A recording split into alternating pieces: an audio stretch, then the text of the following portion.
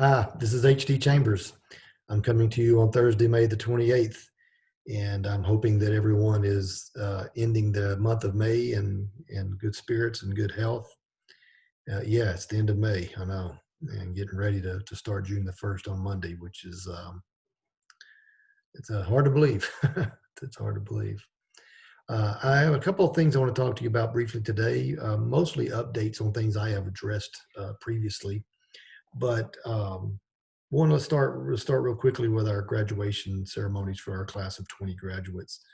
As I have shared with you in the past, we made the decision to have a in-person outdoor graduation ceremony. We're using Tully Stadium in Spring Branch ISD, and we are going to work them in a schedule that we hope is as reasonably, and I'm going to use this word real loosely, but as reasonably cool as possible as it can be in June. We are going to start on Monday, June the 8th at 8 a.m. Alief Early College High School, and then that same day, June the 8th at 8 p.m., Kerr High School. The next day, on Tuesday, June the 9th at 8 p.m., Elsik High School will graduate. And on Wednesday, June the 10th, at 8 a.m., Hastings High School, and then at 8 p.m. on June the 10th, it'll be Taylor High School. So by trying to do them relatively earlier in the morning and relatively late in the evening, we're hoping to avoid the direct sunlight. But you and I know how weather is in Houston. And so for those that will be attending, if you're an invited guest of one of the graduates, I just encourage you to dress appropriately. We're going to put out a lot more information early midweek next week in terms of kind of what to expect. I can't thank our high school principals and their administrative teams and their teachers and staff for the amount of work they have put into preparing graduation. When about a month and a half ago, it didn't look like we were going to have in-person graduation. So kudos to those men and women who have helped make it happen, as well as the central support team led by Dr. Sue Page and her team. So that's graduation. I want to talk real quickly about summer school. So Monday, June the 1st, our first ever all 100% virtual summer learning program will begin. We have close to 5,000 elementary age students who have registered, and we're still collecting the information on our secondary high school age students who are participating. But I'm extremely proud and I'm extremely excited about the work that's going into summer learning. It's different, obviously, but it's really intentional. I'm very impressed with the way in which our summer school leaders, our summer school coordinators, under the direction of Area Superintendent Ms. Nancy Trent, have prepared. So excited about that. I really am. I'm looking forward to seeing how that works and the growth and the progress that our students who participated in it are able to make. So that begins on Monday, June the 1st. One other thing we're going to begin on Monday, June the 1st is a slow process of beginning to reopen Alief ISD support facilities, meaning administration buildings, transportation, our maintenance buildings. Just all of our buildings are going to be open to some extent. But don't misunderstand me when I say they're open, because you're going to see some cars in the parking lot, perhaps in buildings that you haven't seen cars in the parking lot, or very many cars. Please know that our buildings are going to remain closed to the public unless you've made an appointment to see someone within that building. We will have, if it's not already on our website, we will have directions on how to make contact with various buildings if you need to. There's going to be signs placed on every door, every entrance across our district, just letting people know that if you need to come into whatever the building is, if you need to enter, how you can have access to that and how you can go about doing that. But it's going to be a very slow, methodical process. It's not everybody coming back to work. It's going to be our administrative and leadership teams have been working to stagger people who are coming in. So we're still not back to business as usual, by any stretch of the imagination, but we are attempting to slowly begin bringing some staff members back so that we can do the business of Alief ISD. So just that's all going to begin rolling out on June the 1st. Last but not least, I'd like to um, update you on a issue I brought up last week, and I brought it up for several weeks, but last week I went into a little bit more detail. But this past Wednesday, May 27th, our board approved a revised 2020-2021 school calendar. I had mentioned it in quite detail last week in my video, so I'm not going to bore you with the details again, but I would encourage you to look at it. We're going to be obviously promoting it and putting it out, but I just want to remind everyone that uh, when we started looking at revising the calendar based on what transpired since March the 12th, three things really have just continued to be the focus of my intent on this. One is the safety and security of our staff and our children. Two is that we are experiencing and did experience some learning losses over the last 2.5 months.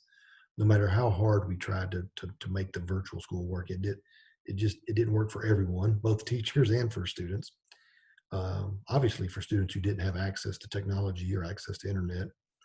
But so the second key indicator, or the key thing that I kept considering, and I kept asking our task force to look at, was what kind of calendar could we build or revise, or where could we revise the calendar that would help address the learning losses?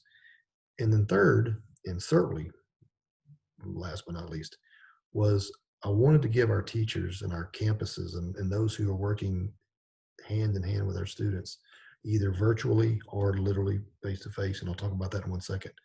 But I want to give them time to prepare, to plan, to diagnose what's happened over the last 2.5 months, how much has the losses really been, and then a chance to implement whatever strategies and plans their team has come up with. And then some time to diagnose that again, and then catch their breath, take a break. So you're going to notice in the calendar, we're going to start school earlier. We're going to start school on August 6th. There's a week break that has never been in, at least to my knowledge, has never been in an Alief calendar in October.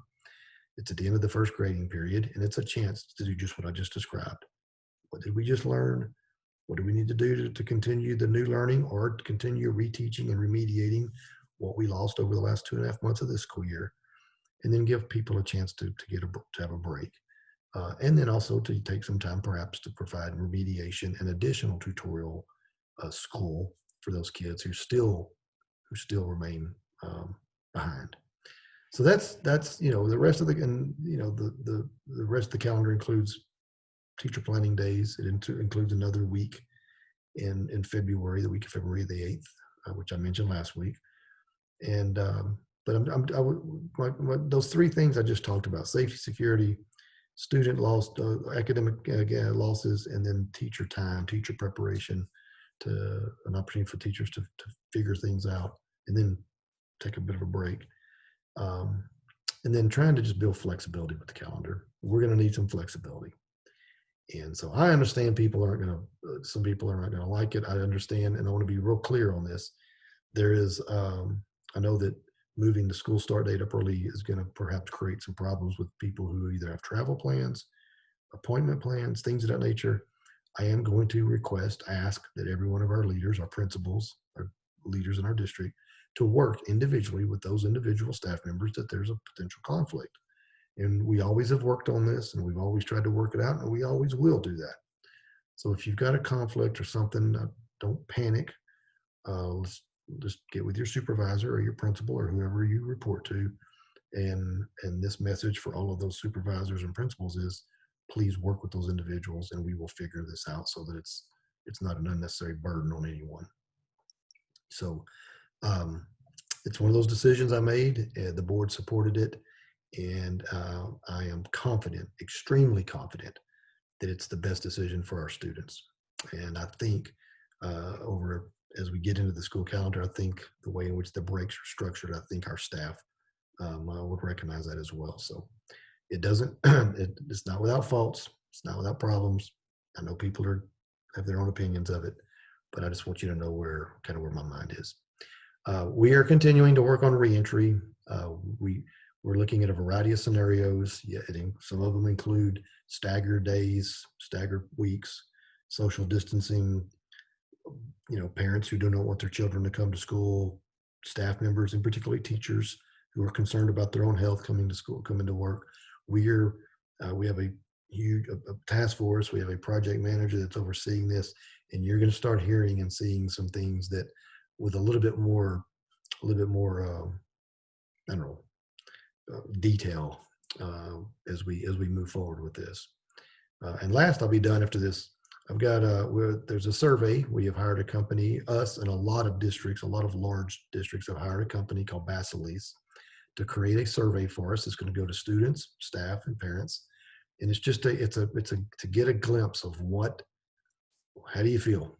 How do you feel about what just happened? How do you feel about what about the future? And so you'll hear more about this in writing and in video from me, but I just want to give everybody a heads up. That's coming in the next week. So with that, thank you. God bless everyone.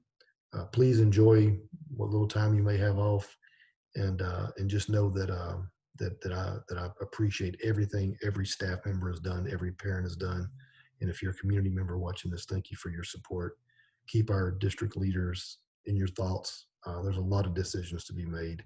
We're making them with the best intention that we possibly can, and we appreciate all the support. Thanks. Take care of yourselves.